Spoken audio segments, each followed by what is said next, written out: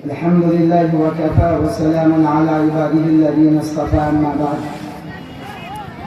अऊज़ु बिल्लाहि मिनश शैतानिर रजीम बिस्मिल्लाहिर रहमानिर रहीम ज़हरल फ़सादु फ़िल बर्रि वल बहरि बिमा कसबत अयदिन नास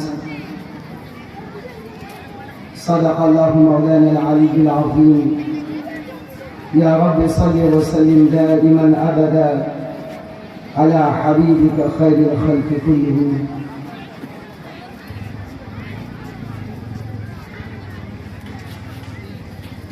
अल्लाह ने सारी दुनिया को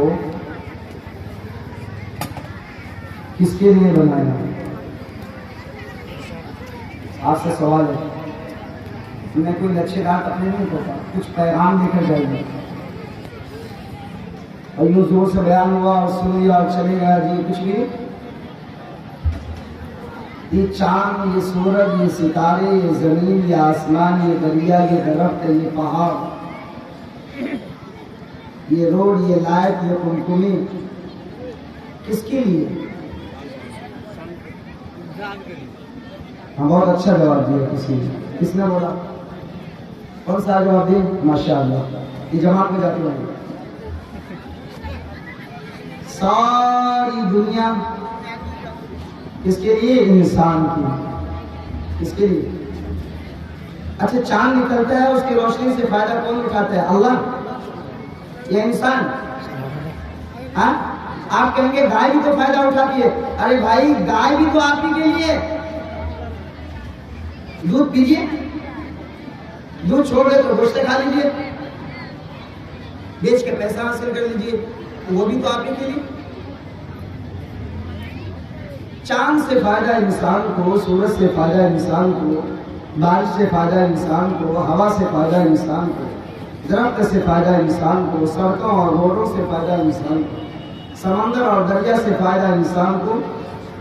अल-गरज़ इन्ना दुनिया खुलिक़त लकुम, ये सारी दुनिया खादिम है, खिदमत कर रही है। किसकी?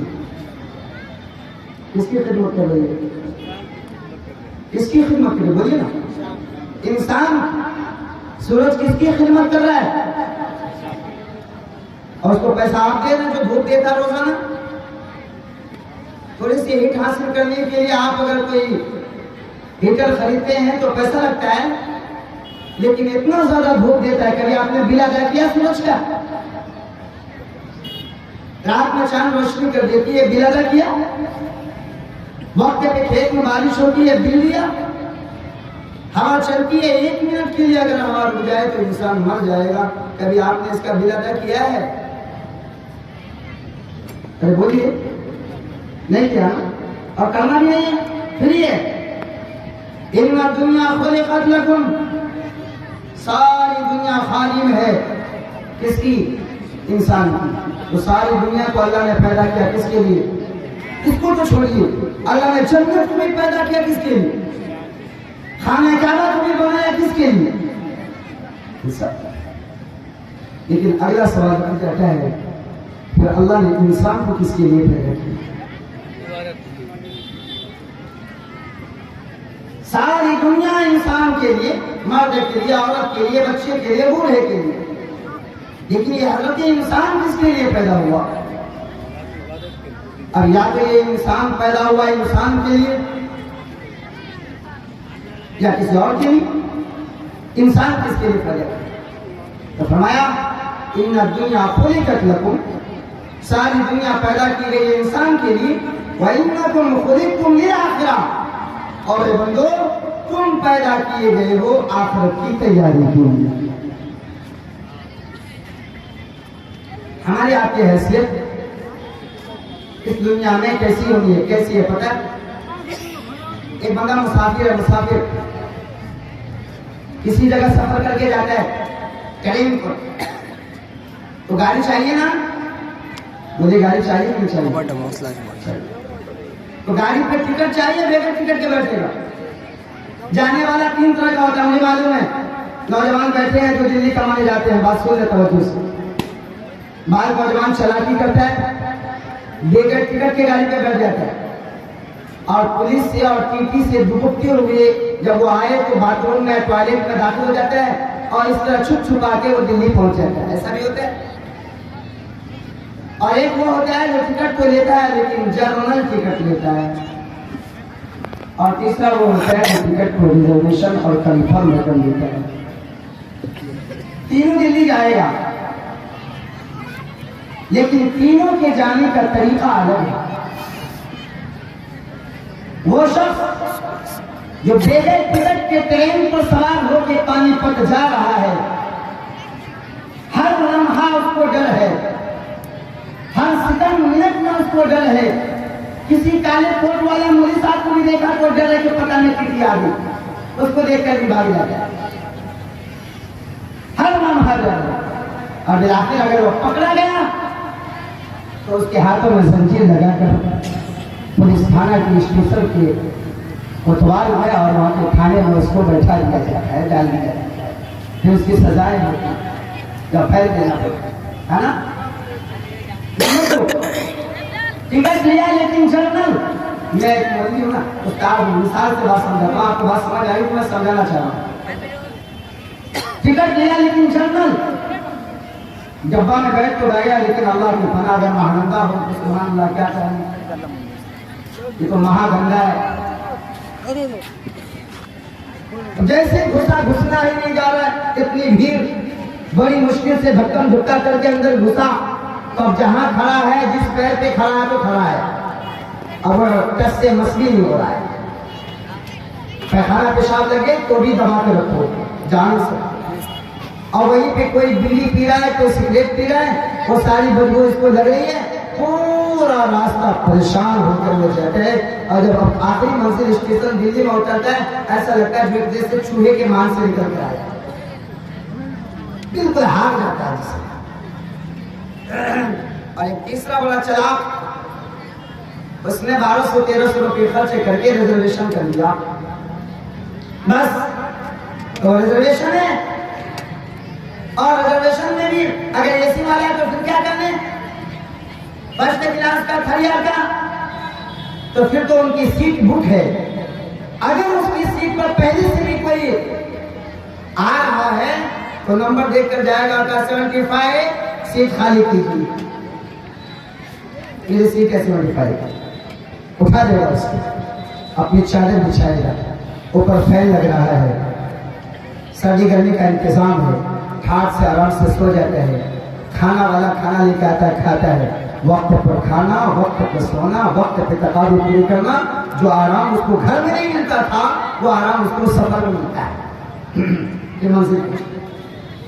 हाँ, लालपुरी और अतराफ के गरीब नौजवान भाइयों और बहनों, हम और आप इस दुनिया में आए हैं, मुसाफिर हैं।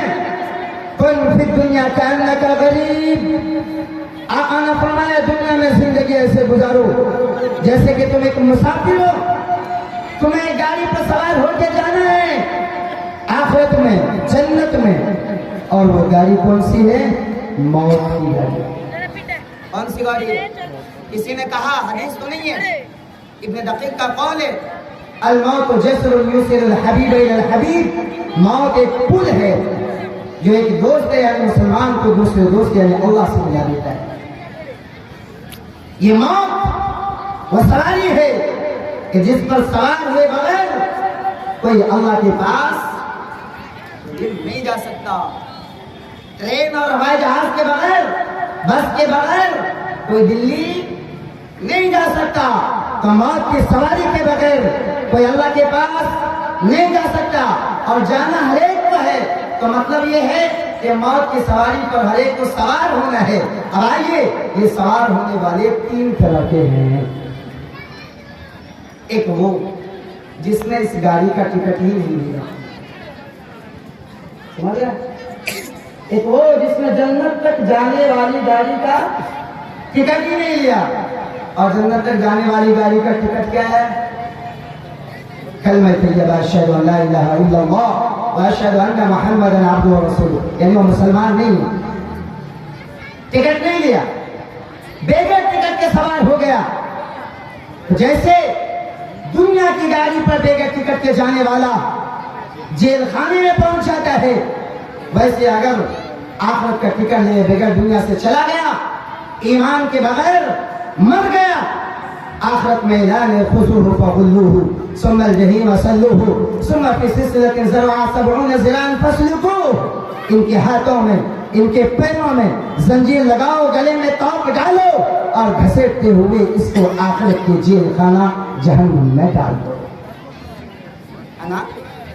लेकिन अल्लाह का फजल एहसान कि हमारे पास टिकट है, बोलिए ना, अल्लाह का फजल एहसान, टिकट है ना। और ये टिकट भी हमारा कंसेशन वाला है, इस टिकट के लिए हमने कोई मेहनत नहीं की है। हमारे माँ बाप मुसलमान थे, हम वहां पैदा हो गए तो हो गए मुसलमान। कंसेशन वाला, फ्री वाला टिकट मिल गया, अरे मिल गया कि ना मिल गया। लेकिन टिकट वाला भी दो तरह का होता है, जनरल टिकट वाला और रिजर्वेशन और कंफर्म टिकट वाला। ये बात मैं इसलिए कह रहा हूं, मैं तकरीर नहीं करना, मुझे सिर्फ और सिर्फ 3 पैगाम देना है। पहला पैगाम तो ये है कि पूरे मुल्क में नहीं बल्कि पूरी दुनिया में हालात इस्लाम के खिलाफ है। पूरे मुल्क में नहीं, कहा पूरी दुनिया में हालात इस्लाम के खिलाफ है। सारी इस्लामी ताकत मुसलमान और इस्लाम को मिटाने के लिए अपनी पूरी ताकत लगा रही है, लगा रही है ना। सवाल ये है कि आखिर ये सब कुछ हो रहा है तो इसका जिम्मेदार कौन है। अगर हमारा दिमाग ये कहता है कि इसका जिम्मेदार मुल्क हिंदुस्तान का मोदी है तो हमारा ईमान कमजोर है। फलस्तीन में जो बमबारी हो रही है उसका जिम्मेदार इजराइल है, यकीनन वो सबब है, लेकिन असल वजह वही है, तो फिर हमारे ईमान में कमजोरी है। बात में अपनी नहीं करता, पढ़े लिखे लोग हैं आप। एक हदीस सुना देता हूं, है कि अबू दर्दा रज़ियल्लाहु तआला अन्हु से मरवी है, मिशकात शरीफ में भी रिवायत है, मुअज्जम तबरानी में भी है और हिल्यतुल अमम में भी है। आप इस हदीस का तर्जुमा सुनेंगे तो बात समझ आएगी। हदीस का मफ़हूम ये है, अल्लाह इरशाद फरमाते हैं, कौन? अच्छा, जब कोई बात हदीस में हो जिसमें हुजूर सल्लल्लाहु अलैहि वसल्लम ये कहें कि अल्लाह इरशाद फरमाते हैं, आप मस्जिद में सुनते होंगे, ऐसी हदीस को क्या कहते हैं? बोलिए ना, हदीस कुदसी। इसका मर्तबा और कुरान का मर्तबा बराबर होता है। अल्लाह खुद फरमाता है, क्या? अना मालिकुल मुल्क, मैं सारे बादशाहों का बादशाह हूं। इजराइल का बादशाह में, अमेरिका का बादशाह में, लंदन का बादशाह में, फ्रांस का बादशाह में, चीन का बादशाह में, ट्यूनिस का बादशाह में, दुनिया के इस्लामी ममलकत का भी बादशाह में, दुनिया के काफिर ममलकत का भी बादशाह में। अना मालिकुल मुल्क, मैं दुनिया के तमाम बादशाहों का बादशाह। कौन? बोलिए ना, कौन? और अगली बात, वइन्ना कुलूबल मुलूकी बियदिया, लोगों दुनिया के तमाम बादशाहों के दिल मेरे कब्जे में है, रिमोट मेरे हाथ में है। किसके हाथ में? मेरे हाथ में। बादशाह मुंसिफ, आदिल, इंसाफ वाला होगा या बादशाह जालिम, जाबिर और दुश्मन होगा,